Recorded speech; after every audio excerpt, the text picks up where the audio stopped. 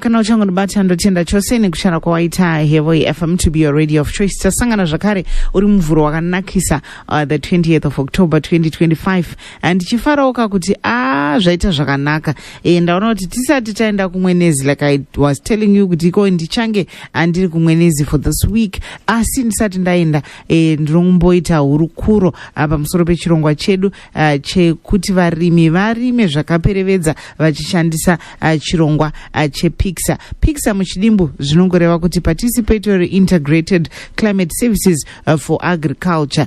Zvakaonekwa kunziko varimi vedu tinorima tichishandisa mvura inonaya. Naizvozvo mwaka yedu iri centered around panotanga kunaya mvura nepaichazogumira maactivities edu ese tinomaita tichingoona kuti mamiriro ekuzvakamira sei. Naizvozvo chirongwa ichi chiripo kuti murimi awane information yese yezvemamiriro okuzhe igova inomubatsira kuronga marimiro anoita zvirimwa zvacho zvaangade kurima pamwe chete nezvipfuyo zvaangade kuchengeta. So ndinoziva kuti pazvikamu zvapfuura zvikamu zvatakaita last week taitsanangura pamusoro pechirongwa ichi tichingonzwawo zvakare kuti varimi vanoti kudini varimi vaiti kudini maringe nezvechirongwa ichi. Asi nhasi ndaona zvakakodzera kuti pane vakazobvunza mubvunzo vakati muringotaura nezvechirongwa chePICSA asi hatisi kunyatsoziva kuti zvakamira sei, hatisi kunyatsonzwisisa kuti chirongwa ichi chinofamba kubva papi kusvika papi. Nawo ndaona zvakakodzera kuti regai ndingoti Madhuwe ndina murimisi wangu andinofarira chaizvo nekuti anonyatsonditsanangurira muchatomuwa nokuti matsanangurira anoita anotsanangura zvakaperevedza chaiko chaiko. Ndoda kuti Madhuwe vambotitsanangurira nezvechirongwa chePICSA muzvizere. Taingotaura kuti zvine zvikamu zvakawanda asi ndoda kuti vadzike vachitsanangura kuti chirongwa ichi chePICSA chine zvikamu zvakamira sei uye zvinombofamba sei. Madhuwe sanganai zvenyu nevateereri mamuka sei? Vateereri mamuka sei?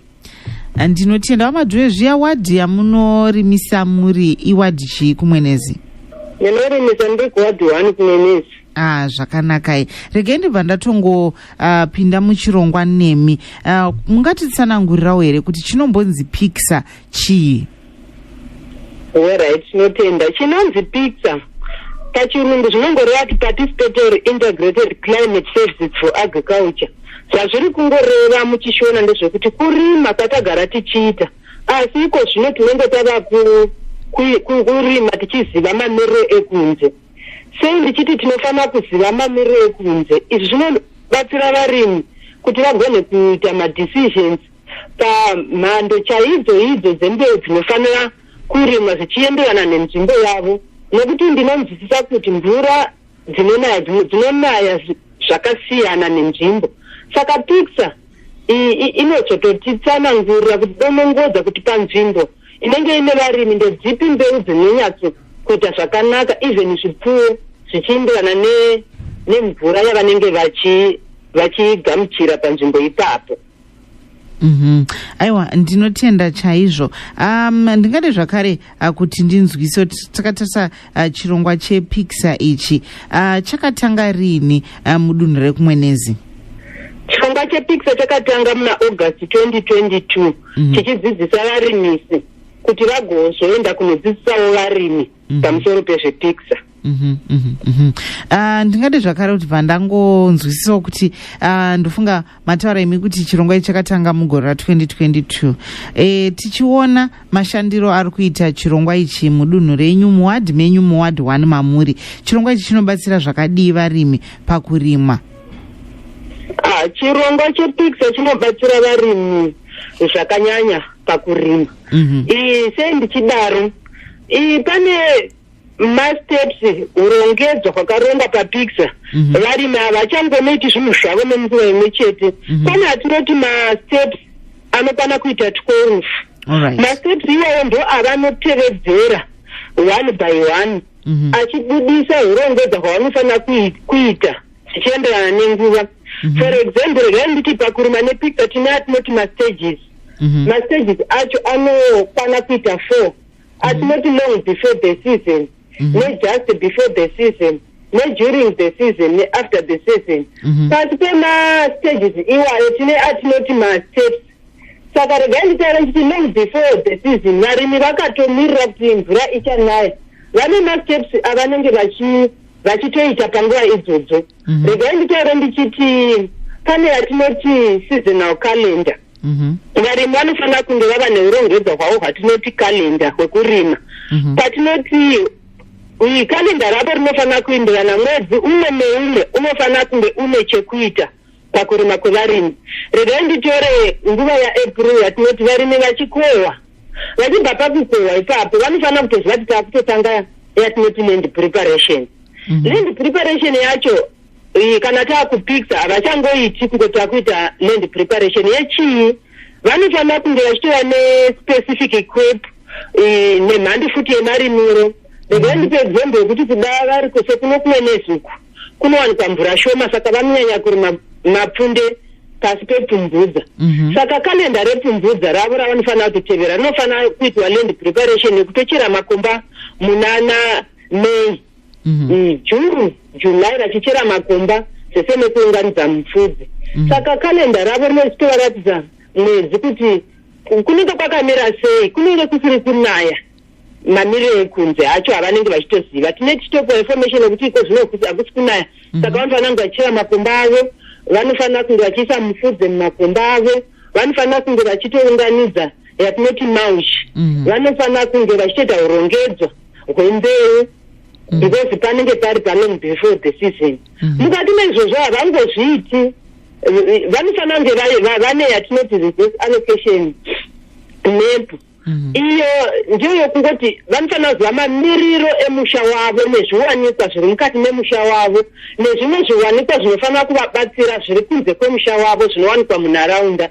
Regai ndipe muenzaniso wekuti pamusha murimi anochengeta zvipfuwo zvakaita sehuku, mombe nembudzi. Chii chaanowana pamombe nembudzi idzodzo? Tinoona kuti anowana mufudzi. Uchizomubatsira chii? Anogona kuisa mumbeu dzake dzekumunda, anogona kuisa mbeu dzake dzekumagadheni.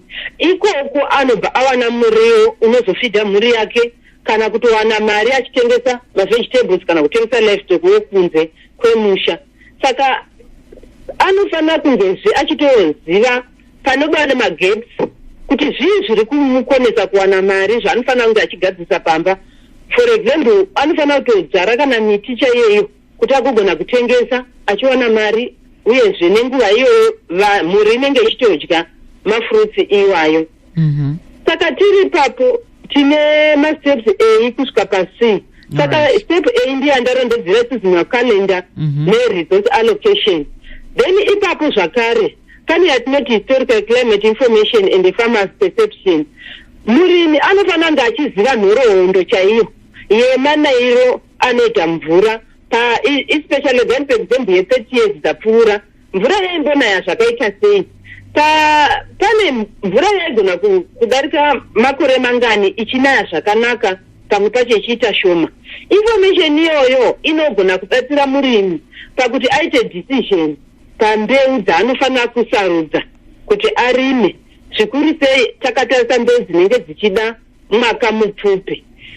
Saka rimwe gore tinogona kuwana information yekuti mvura inonaya yakawanda, zvichibatsirawo murimi kuti anenge achifanira kurimawo mbeu dzinodavo mwaka wakareba. Then ipapozve tine yatinoti crop information, livestock information nelivelihood option.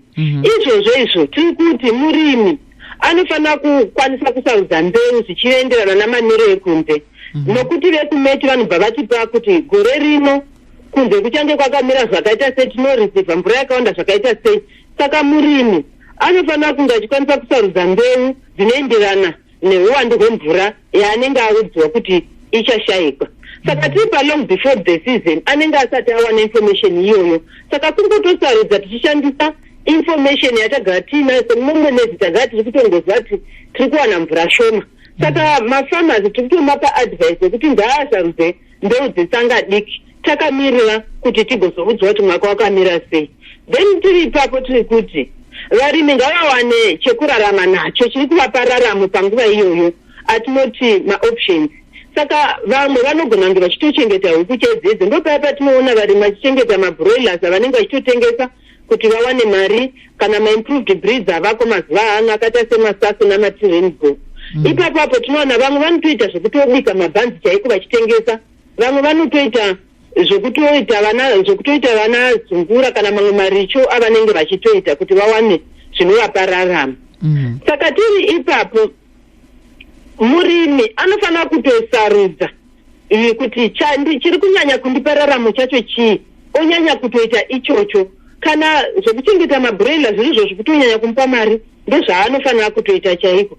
Then apedza kudai anokwanisa zvifuti kukombeya zvichibva nekudoita mabudgets, anofanira kugona kuita mabudgets emaoptions akari kuita, then okombeya apedza kuita mabudgets ekuti alright huku kuti ndichengete dzinoda mari yakawanda zvakadini, kuti ndirime garden panoda mari yakawanda zvakadini, kuti ndiite maricho panoda mari yakawanda zvakadini kuti ndibike mabhanzi. Then okombeya obuda nechinhu 1 chaanonyanya kunge achiita kuti chimupe raramo. Then tapedza ipapo apo tetaakunda pastep inonzi C yekuti fama unoita madecisions ake. Unoita madecisions sei? Anofanira kudzokera kumashure, unotarisa seasonal calendar yake nemaresources ake ainawo kuti anomukwanisira here kuti aite zvinhu zvake zvaasarudza. Maresources ake anawo pamba, kwete kumbotsvaka zvinhu zvinobhozha. Zvauinazvo pamba izvozvo, kana uine zvipfuwo zvinokupa mufudze ndezvipi zvaunokwanisa kuwana zvisingabudisi mari kuti uchidini uchiita decision. Then tapedza kudero tinoenda pane yatinoti just before the season. Tatova kutosvika paseason senguva yatava ino. Murimi anofanira kudzokera kumashure onovhizitira yatinoti crop nelivestock nelivelihood iya yandataura yemaoptions, ochitarisa manje. Apa tinotarisa kuti murimi watoudzwa mwaka kuti mwaka wakamira sei wataa kunopinda.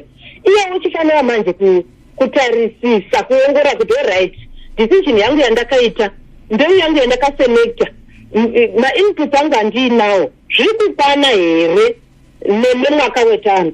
Fanika hakuno kunomesa katoudzwa kuti mwaka wedu unogona kutanga pana November naDecember uri below normal, then kutanga pana end December zvichiinda unenge wava above normal. Saka murimi unoda kutarisa kumashure kuti alright, gadziriro yangu yaapapi, kana muri mumunda iri pfumbudza yavapapi, ndakamirira mwaka.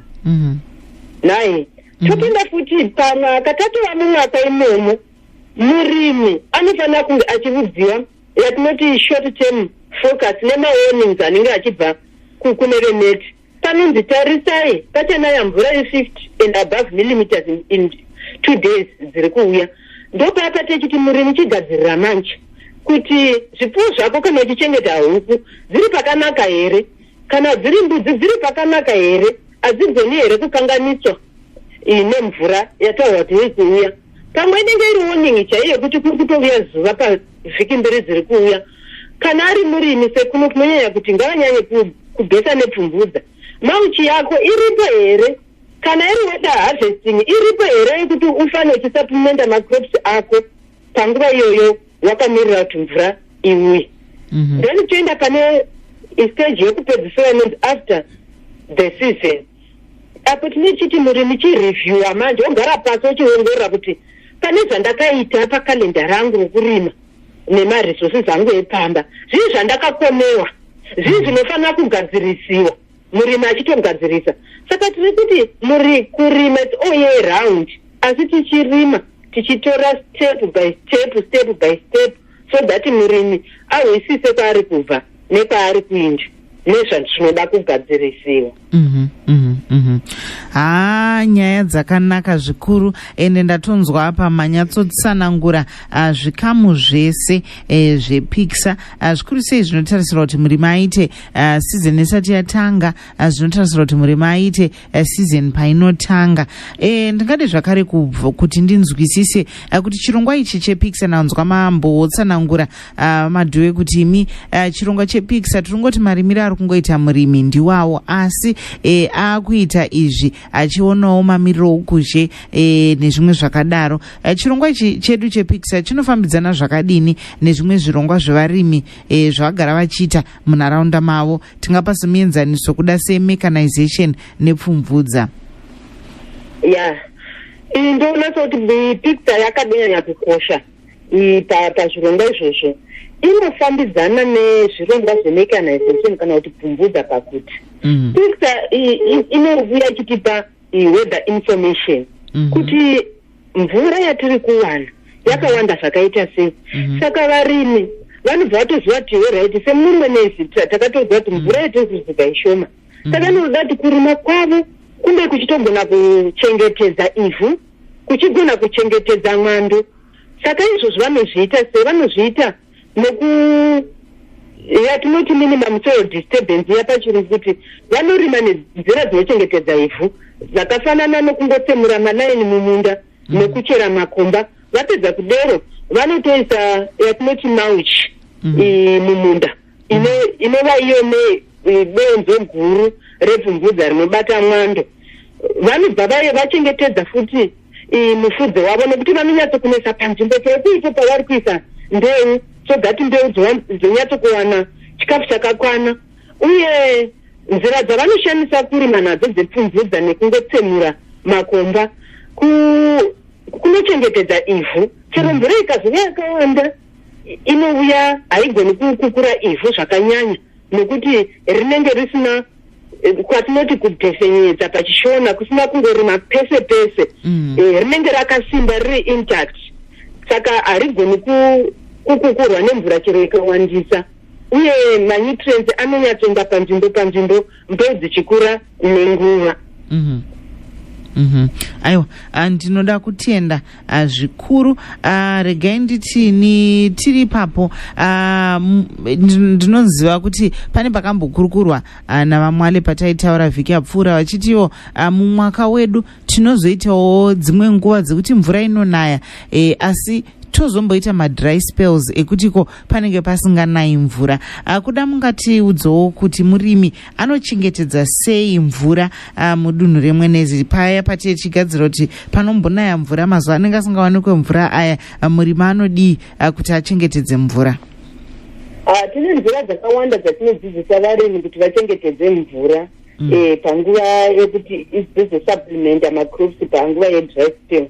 Tine atinoti zvitopora kati atinoti mafanya juice avanoita mumunda. Izvi zvinongova zvikomba zvavanochera mumunda yavo yepfumvudza.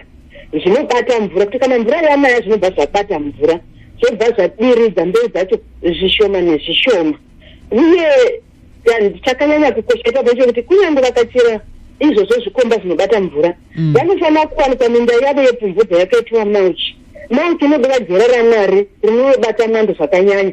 Saka kana tikawedzera izvozvo zvikomba zvavanochera mumunda, zvinobva zvawedzera vemwando, vobva vanobatana nemulch yavanenge vakaisa mumunda, zvobva zvabetsera kuchengetedza unyoro mukati mendeu dzedu.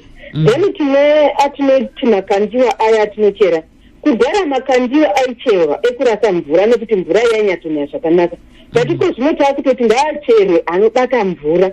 So that panonaya mvura paya tinoita yatinenge tiweti harvesting. Anobva asara achidiridza mumunda zvishoma nezvishoma. Mvura iya ichipinda mumunda ine chinobatiwa futi nemulch yavanenge vakaisa. Saka ndo zvimwe zvatinodzidzisa varimi kuti vabate nazvo mvura. Uye nekutoisa iye mufudzi wakatoibva wavanoisa mumunda unobatsira futi kubata mwando. Saka tiri kuti nzira dzekuchera makandiwa, dzekuchera zvitopora mumunda, dzekuisa mulch dziri kubatsira varimi kuti vabate mwando panoita madry spells paya. Aiwa, ndinoda kutenda chaizvo zvikuru sei pamatotipa mhando dzekuti murimi angachengetedza sei mvura. Ndinoti ndimbodzokera kumashure zvishoma andibvunze kuti chirongwa chedu chePixar ichi chinokurudzira murimi kuita sarudzo dzake pazvinhu zvakaita sezvipi uyezve zvinoitirwei? Alright, chirongwa chePixar chinobatsira murimi kuti aite sarudzo dzake pambeu dzekurima. murimi anongoudziwa kuti mbeu yakati inotora mazuva akawanda zvakaita sei kuti ikure zvose nekuibva zvose nekukohwewa. Anditi saka fama kana taita ruzivo rwebhegu anofanira kuita decision yake kuitira kuti mangwana arege kuzochema kana kune varimisi achiti varimisi vakanditi ndiite izvi. Iye ndiye une decision asi isu tinompa ruzivo sevarimisi. Uyezve chinobatsira kuti aite decision panyaya yemainput akaita sema-fertilizers ekushandisa neuwandu hwacho, kutoita mabhajeti chaiwoiwo ekuti uwandu hwembeu inodiwa, uwandu hwemainput mafertilizer ari kudiwa kuti ashandise, uwandu hwemufudze chaiko, even kuti bhajeta nenebha chaiyo ichashandisiwa pakurima kwake. Saka ndio zvidzidzo zvaanofanira kuwana asati adini zviri kubva kupikisa kuti aite decision making. Aiwa, ndinoda kutenda chaizvo, asi pekupedzisira regai ndibvunze kuti mubasa renyu ramuri kushanda iri ndanzwa kuti munotraina mafarmers, malead farmers kuti agozonotrainawo vamwe varimi zvichingenda zvakadero. Mune mamwe here masangano ari kubatsirawo varimi pasi pechirongwa ichi? Hongu tinawo mamwe masangano anotibatsira. Ningatotanga nesangano revenet department ndo vari kutotibatsira kutipa information yezvemanairo emvura. Then tine ma-NGOs ve-WFP vari kutotibatsira futi. Avo vanotibatsira pama-resources. Ndandipe for example kune madhumeni WFP yakanotibatsira kutotanga kutotipawo ruzivo pamusoro dzepicture. Tatisingatoziviwo kuti chii chinonzi picture. Saka pakapindirawo NGO ye-WFP yakabatsira kuti tirena kuti ikupa isusu semadhumeni neruzivo pamusoro pepicture kuti tigozopakurirawo chii varimi. Then mamwewo ma-NGOs anototibatsirawo kusapota through ma-trainings atinenge tichitraina mafarmers pamusoro pepicture ipapo. Mamadhuwe, ndinoda kukutendai zvikuru nenguva yamatora yekuti mumbotitsanangurirawo zvizere pamusoro pechirongwa chedu chepicture. Ndovimba kuti apapa vose vangauya nemibvunzo maringe nechirongwa ichi tinenge tabatsirika zvakanyanya. Ndinovimba kuti tichasangana zvakare muzvirongwa zvinotevera, uyezve sezvo vhiki rino ndinenge ndiriko kumwenezi, aiwa tinoonana, asi imi moswera zvakanaka muzuva ranhasi. Tinotenda. Muteereri kana uchangonibata ndinotenda chose nekushara kwawaita Hevo FM to be your radio of choice. Asi regei timbotora mafemo umbonzwawo kubva kune murimi, kubva kune varimi vari kuita zvirongwa zvepicture munharaunda yemwenezi. Umbonzwawo kubva kwavari kuti chirongwa ichi chiri kuvabatsira zvakadini, zvikuru sei pamarimiro avo.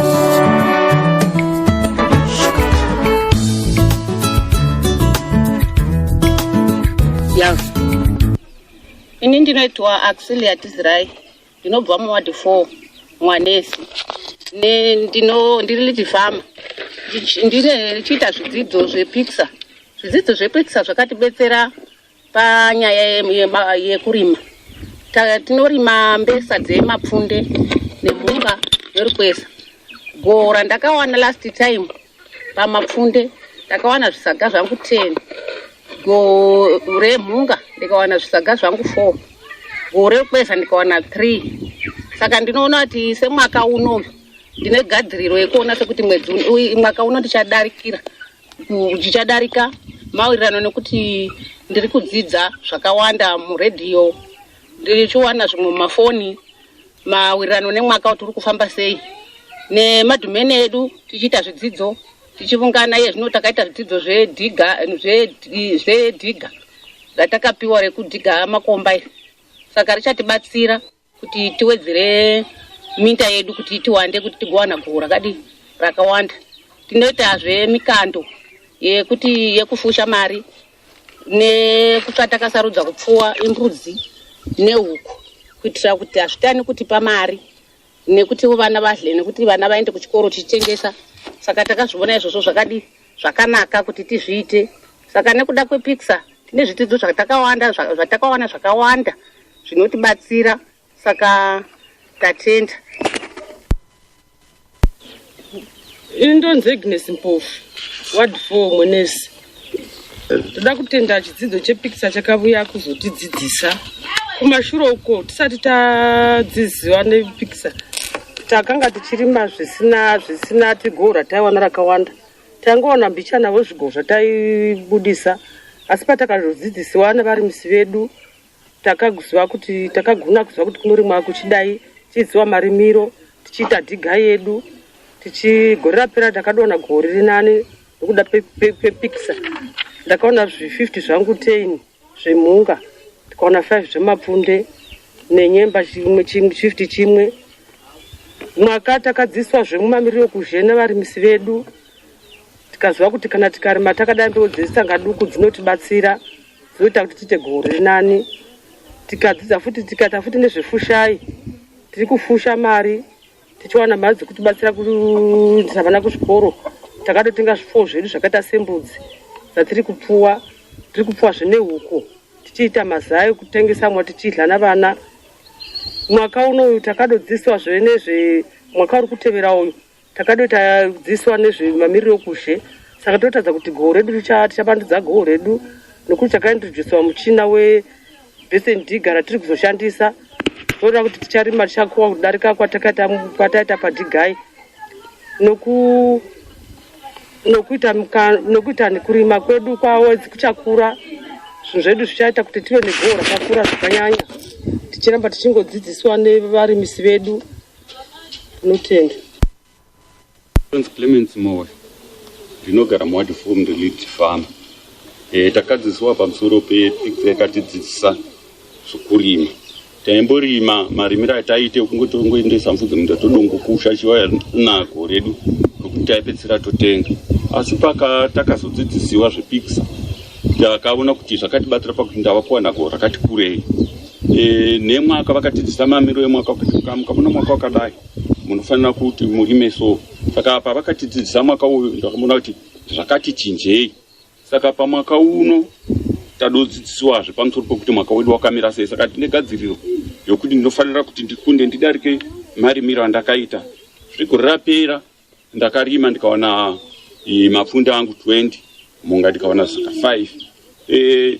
Tadzidziswa kudero vakatichiita zvenyaya dzemukando. Mukando imomo ini sei ndo pandakaona mari yekutenga mbudzi. Ndavakasarudza kuti mbudzi ndo dzandoda kupfuwa, ndichida kuwedzera kuti ndiwane fertilizer kubva kumufudzi wembudzi nenyama.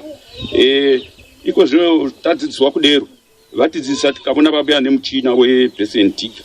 Bassin digger iyi takaona kuti iri nyore pakuti tiishandise, inogona kundikundisa kuti ndikasire kuti nditirime pakati kure, kuti ndigowana gore rangu rakati kurei.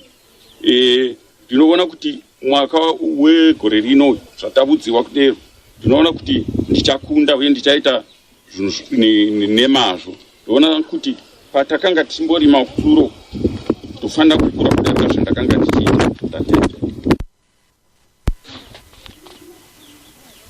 Indonzi Janet Mutema Chimwe, ndiri murimo muward 4 Mwenezi, ndiri lead farmer. Takaita zvidzidzo zvepikisa nevarimisi vedu. Zvidzidzo zvepikisa zvakandibatsira kubva marimiro andaita kumashure ndava nezvidzidzo. Nepandakazodzidza ndakachinja. Ndichirima kumashure uko ndaiwana gowo shoma ndisati ndadzidza. Pandakazodzidza ndakazoona kuti nemarimiro andoita iko zvino gowo rangu rakakwirira. Mwaka wapfuura uyu ndakarima mapfunde ndikawana 23 bags dzemapfunde. Ndikarima mhunga ndikawana 12 bags. Ndikaona kuti makohero andakaita nezvandaita zvakasiyana. Saka ndinototenda zvidzidzo zvepikisa zvatakaita. Takadzidza futi pamusoro pemukando, toita zvekufusha mari, tichiwana mari yekudzidzisa vana zvikoro, tichiwana mari yekuchengeta mhuri.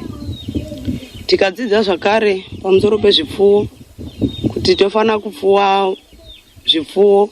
Saka ndakasarudza kupfuwa mbudzi nehuku nekuti ndakaona kuti ndidzo zvino zvandinokwanisa kuti ndizvifidhe. Huku ndodzifidha nezviyo zvandinorima mbudzi dzinozvicherera, bundo. Saka ndakaona kuti zvinodondibatsira uye zvinokasira kuwanda. Ndotengesawo ndichiwana mari kubva ipapo. Kozoti takadzidza futi pamusoro pemachinjiro emwaka kubva pagore rapera.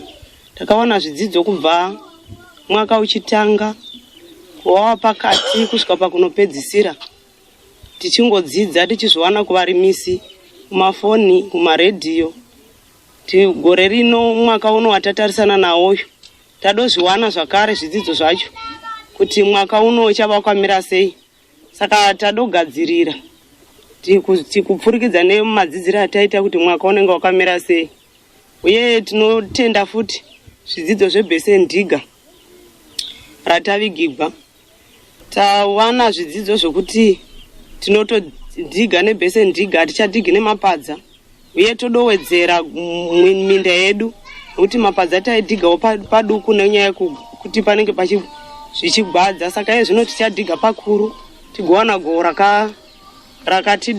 rakadarikidza riya rataiwana. Uyezve zvidzidzo izvi zvatakaita zvakadokosha. Tichadoda kuti tirambe tichizvidzidza tichinda mberi, tisingadzokeri sure kuti tirimewo tichikohwa zvinhu zvingadai kutibatsira. Tatenda. Ndinoda zvakare kungotenda varimi vedu vakwanisa kutipawo miono yavo pamusoro pekusevenzesa chirongwa chepiksa. Tichitarisa chirongwa ichi ndinoona chiri chirongwa chinobatsira varimi vakawanda chaizvo, zvizomanzwa kubva kwavari varimi kuti iko chirongwa ichi vanga vari kuchishandisa zvakadini, uyezve rubatsiro rwekudzidziswawo zvemamiriro okuzhe nekwana information zvinobatsira chaizvo. Nawo pandirongotaura nyaya yekutiko nyaya dzemamiriro okuzhe ndinobva ndatofara chaizvo nekuti Vamwale is always there and ready to assist us pane zvese zvatinenge tichida maringe nezvemamiriro okuzhe. Vamwale ndiri kuchingamidzai mangwanani ano, mamuka sei? Sanganai zvenyu nevateereri. Mamuka sei vateereri? Ndinotenda chaizvo Vamwale nekuti ko last week makatiudza kuti paweekend apa kuchasumuka guti tadoriona kuti ndizvozvo zvechokwadi. Short term weather forecast yedu redu remwenezi yakamira sei? Short term tiri kutaura zvatiri kutarisira pamazuva 10 anotevera. Tiri kuti isu kana makatarisa kuzhe uku kune makore iguti rasumuka, asi tine mamwe makore ari pamusoro paiwa achakwanisa kuti pamvura. Saka tiri kutarisira kuti kana guti rasuduruka zvaro makore edu emuchadenga kwakadziya tinokwanisa kuwana mvura, asi mvura yemupande iya inenge chingoti apo neapo.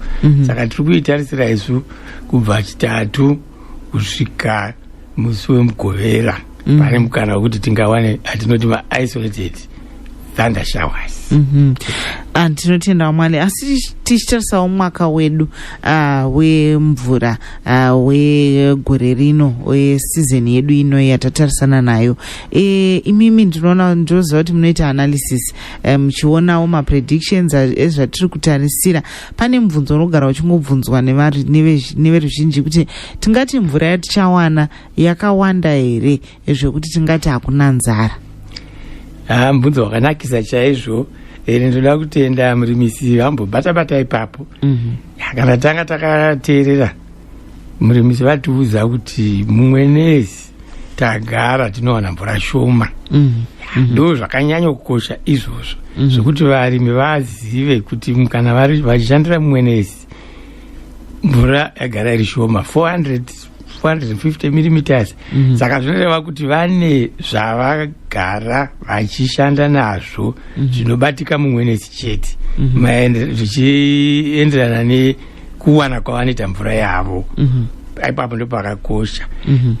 Tozoti kana mwaka wosvika paya panzi nemurimisi just before the season paya taakuda kuti tichizivisana nevarimi vedu kuti mwaka iwoyu watiri kupinda uyu tiine pfungwa dzedidzo dziedzi dzekuti mvura yedu yagara iri shoma uchange wakamira sei.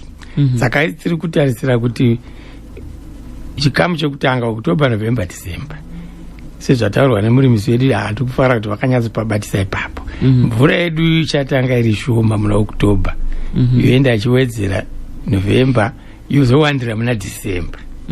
Zvichireva kuti kana tatiri kutanga iri shoma mwaka wedu wakutononoka kutanga kawo. Saka tiri kuti mwaka wedu uchati nonokei kutanga. Kana tiri mumwedzi tagara tinoziva kuti mwaka wedu kupera kwaNovember chipinda muna December ndipo unotanga. Tozoti chikamu chechipiri icho January, February, March tatichawandira December kai. Saka tiri kutarisa kuti icharamba ichinaya kupinda muna January yoenda ichita shoma February yozonopera muna March. Asi muna March macho tarisira kuti pakati pemwedzi apa ndopatiri kuti isi mvura yedu kutarisa kuti ingadi inoguma inogona vayo kuzoenda yangosasasasa kusvika kupera kumwedzi asi inenge yaashoma. Saka muchidimbu tiri kuti mwaka wedu uchanonoka kutanga mvura yedu iri kuwandira muna December, January.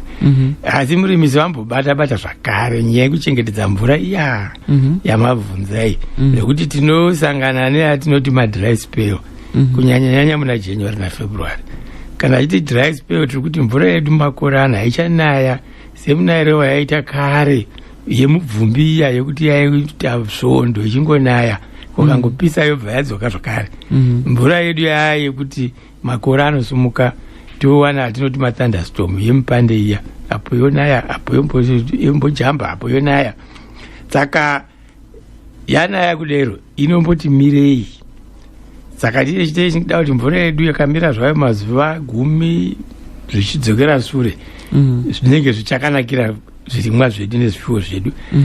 Asi ikapfuuridza mazuva 10 tisina kuwana mvura kuchipisa nemupisiro unoita mwenezi tinobva tatoona kuti zvirimwa zvedu nezvipfuwo zvedu zvaakudi zvobva zvakanganiswa. Saka isiwo zvimamirire kunze tichitengeta marekodzi edu tiri kuona kuti madry spell iwaya akuwanda akurebesa.